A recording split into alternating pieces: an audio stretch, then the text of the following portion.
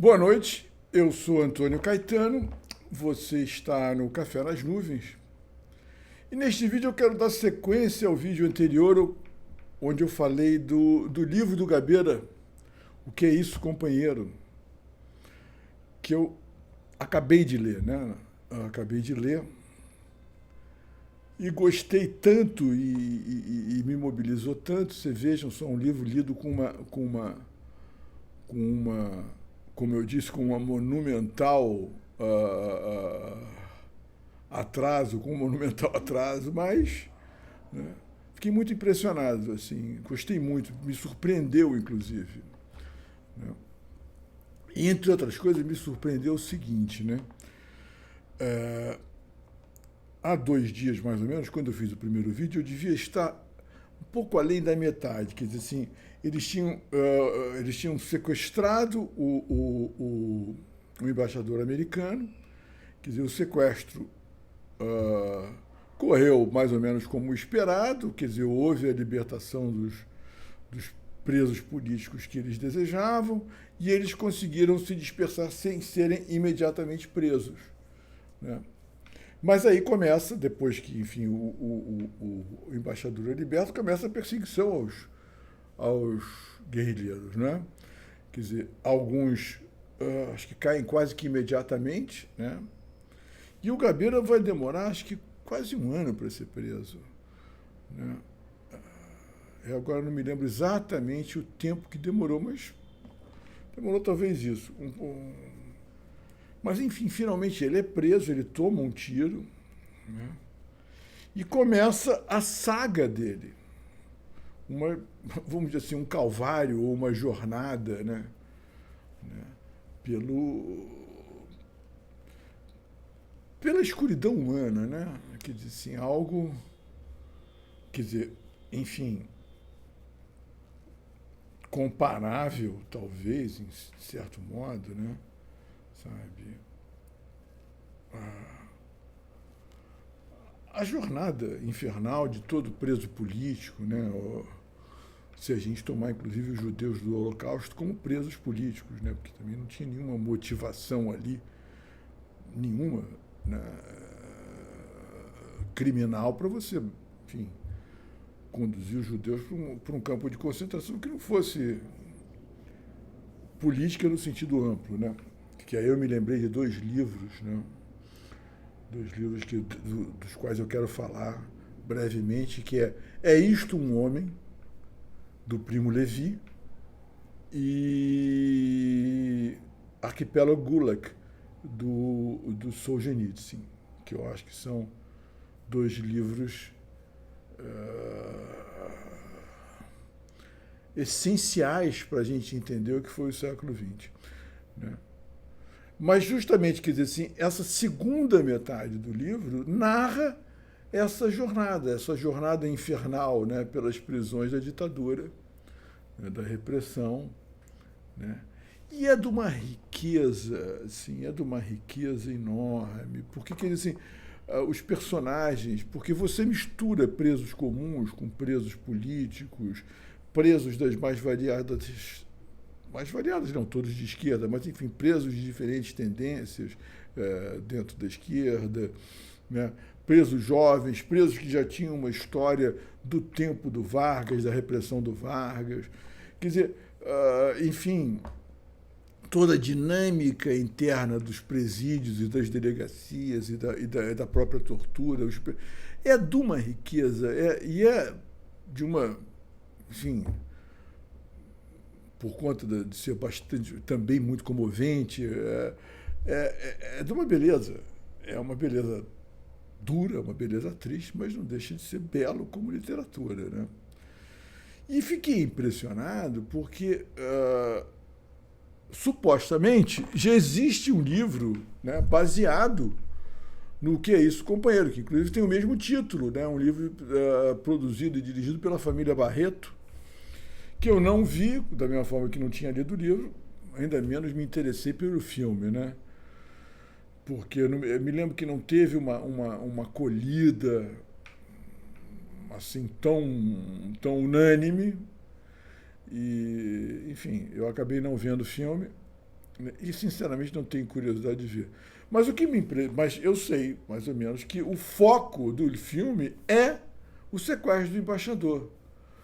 Pois bem, a segunda metade do livro, que é justamente essa jornada prisional, seria um outro filme, e eu acho que um filme até mais interessante. Porque, na verdade, você está mergulhando, ali você mergulha no que há de pior e melhor do ser humano, né? É uma jornada existencial, é uma jornada. Como é que eu vou dizer? Qual é a palavra para isso? Na, porque psicologia, para mim, é uma coisa que diz respeito muito mais ao indivíduo do que ao gênero humano, né? Mas é um mergulho na, na essência, né, do gênero humano, né, no que ela tem de grandioso e no que ela tem de brutal, cruel, horrível. Né?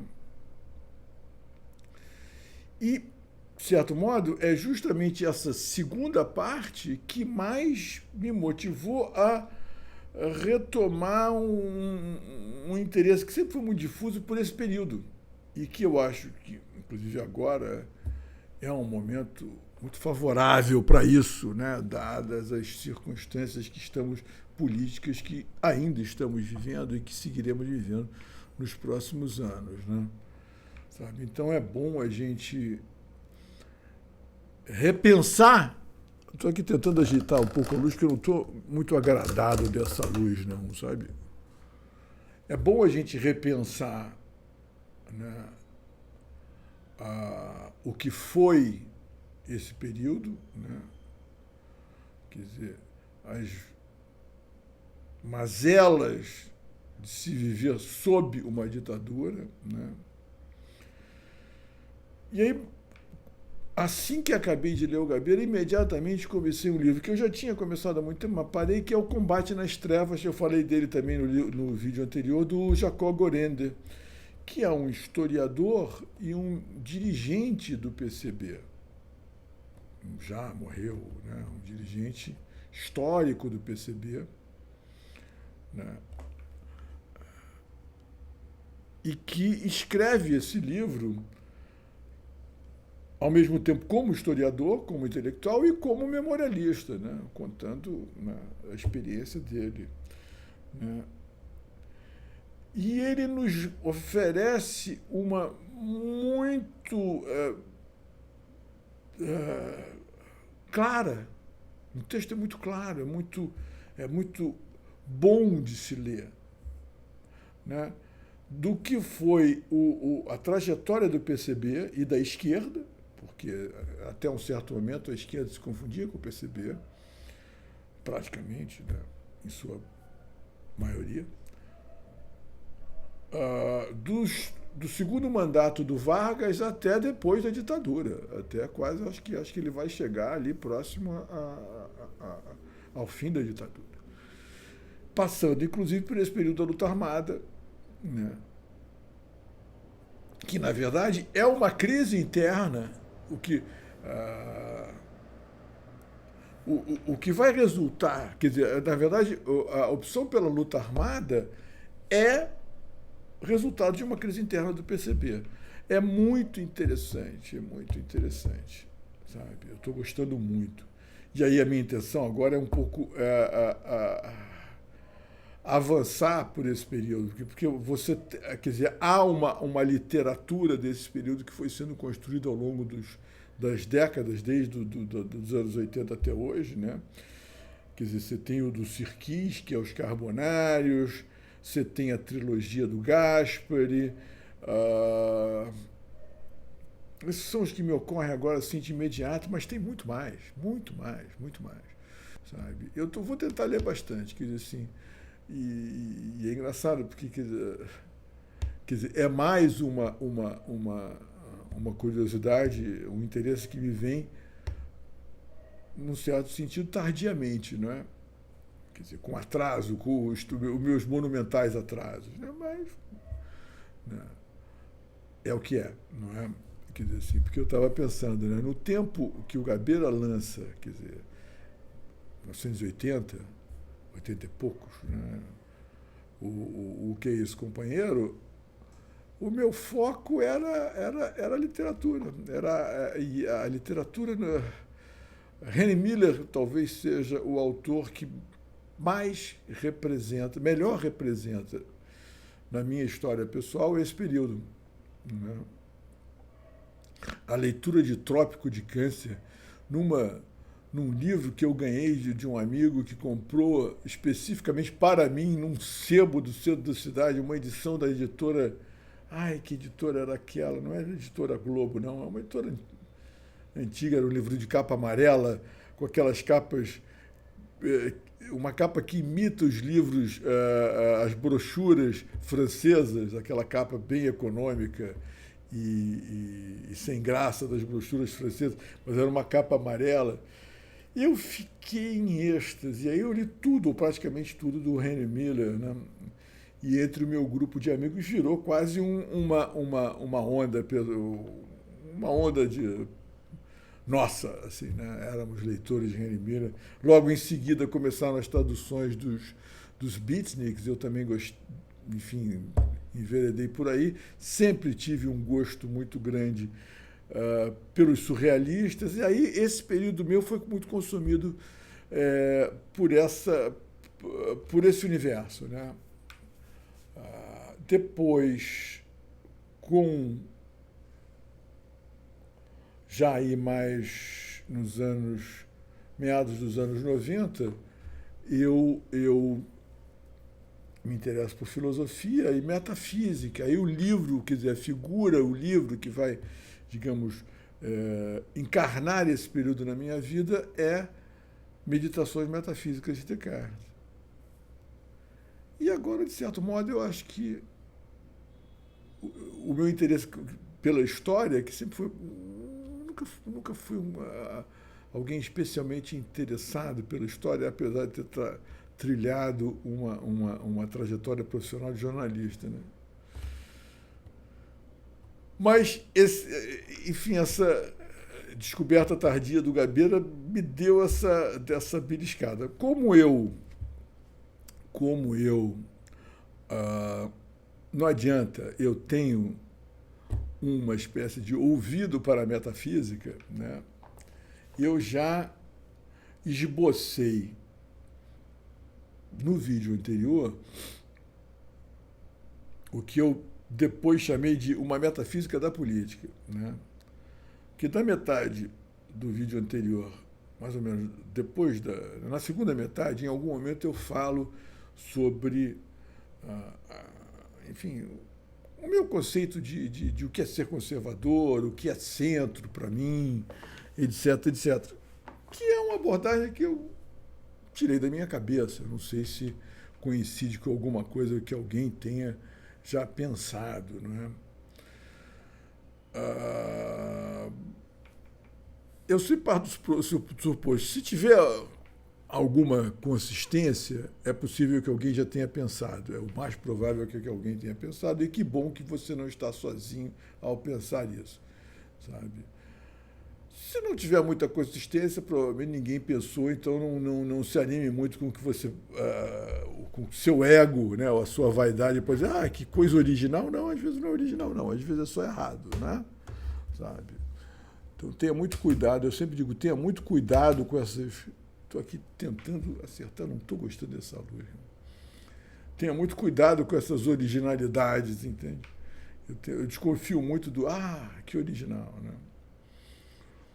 Mas às vezes acontece, você tem insights, né, originais, né, e que podem servir de semente para alguma coisa, né? Às vezes nem é você mesmo quem vai desenvolver aquilo, mas alguém futuramente, enfim. Mas aí eu me pus, a partir daquilo que eu disse, me pus a pensar um pouco mais nisso que eu chamo aqui provisoriamente esse título aparentemente pretensioso, na verdade, encobre uma dificuldade enorme de dar, seja lá que título fosse. Então, dei esse título, Metafísica da Política. Né? Você tem, assim, meu Deus, quais são os princípios mais gerais que poderiam orientar a ação política humana? Né? Aí comecei a me pôr a pensar e tal. E gravei ontem um vídeo, tá? Só que já estava lá com 25 minutos de vídeo gravado. Falei, não, está muito ruim. Está muito ruim. Achei que eu comecei a ficar digressivo demais, digressivo. Aí falei, não vou botar isso no ar, não. Aí falei, não, eu acho que... Porque, em geral, eu falo de improviso mesmo, né? Porque para mim é mais fácil do que se eu tentar seguir um roteiro. Entende? Eu tenho um roteiro, enfim, eu penso um pouco antes o que eu quero dizer, o que eu vou falar, etc. Mas qual é o tema? Né? Mas não traço nenhum roteiro escrito, entende? Porque acaba me dificultando, fico tentando ler, aí não dá muito certo. Então eu prefiro ir falando, né? Mas nesse caso eu abusei dessa digressão. Aí falei, cara, eu vou fazer um texto. Mas eu falei, não é nem o caso de se fazer um texto ainda, porque não tem assim ainda uma consistência. Eu vou fazer um quadro. Né? Aí peguei um dos meus programas que eu gosto de usar, que chama-se Obsidian, e dele falarei de outros programas no próximo vídeo para a playlist Gigsy, que só tem um vídeo. E criei um quadrinho, sabe? Criei um quadrinho. Eu vou desenvolver ele melhor e vou fazer esse vídeo na semana que vem, né? Na semana que vem. Não falei, vou fazer hoje não. Hoje eu quero falar desse livro do Gabeira e desse outro que eu comecei, né? Desse plano de ler.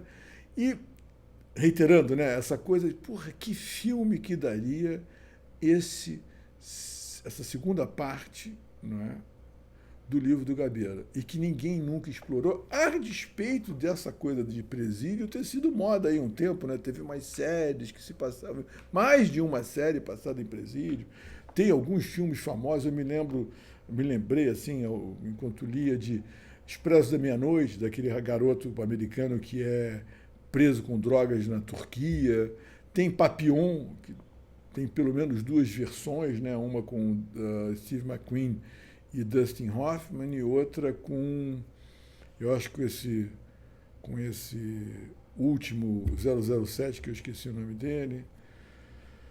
Tem Carandiru, onde o Rodrigo Santoro faz um genial, cria um personagem que é encarna um personagem, né, que é um homossexual, né, na cadeia. Enfim, a gente tem, né, tem Memórias do Cárcere, que também é uma referência inevitável num caso desse, que também é um livro sobre presídio de presos políticos, né? Estou gostando dessa luz. Enfim, e aí, só para encerrar, né, também acabei, por isso que eu acabei enveredando pelos livros, que acabei a série The Americans, a melhor série que eu já assisti, já falei isso outro dia. Fiquei de gravar um vídeo falando das melhores séries que eu já vi, mas vai ficar para uma próxima vez, não vai ser dessa vez não, porque só isso aí demanda pelo menos uns 5, 10 minutos, já estou com quase 20 aqui, não quero muito passar disso, né? Então é isso, pessoal, eu vou encerrando, né? Leiam.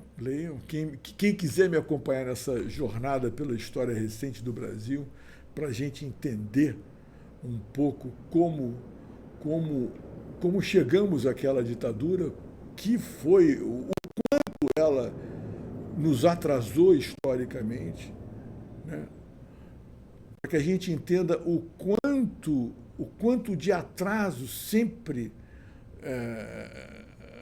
a consequência mais óbvia, além da crueldade, da violência, etc., de uma ditadura, é sempre o atraso político, o atraso intelectual, né?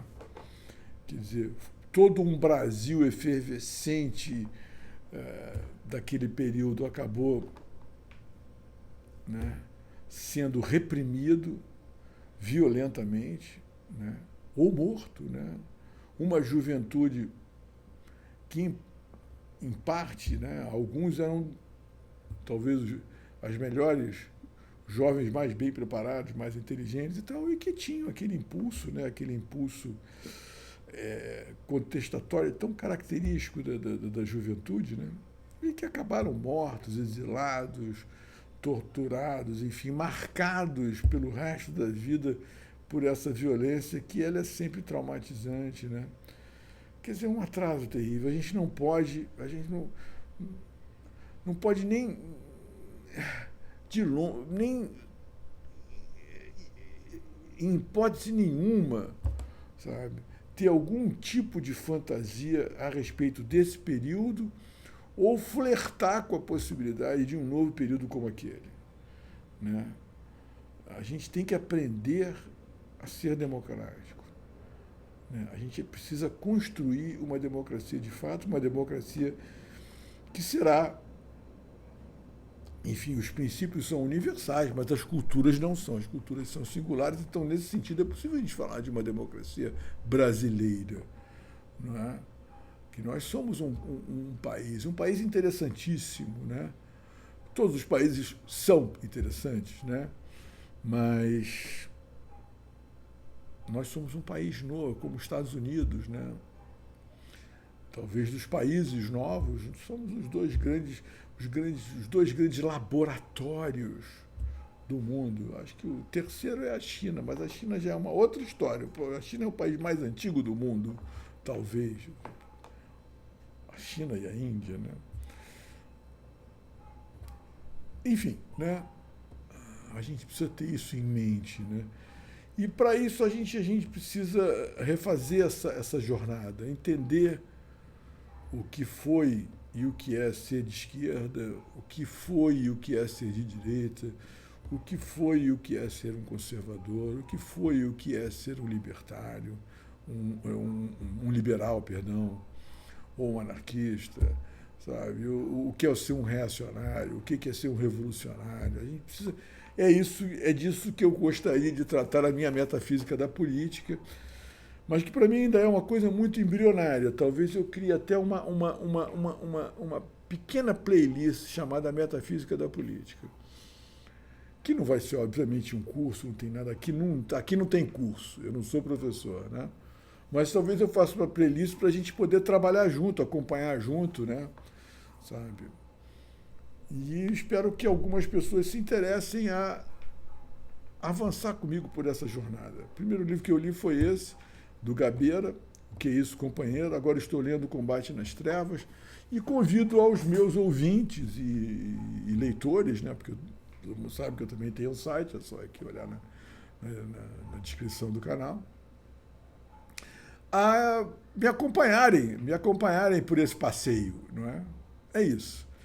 Boa noite, um beijo a todos, né? E até o próximo vídeo.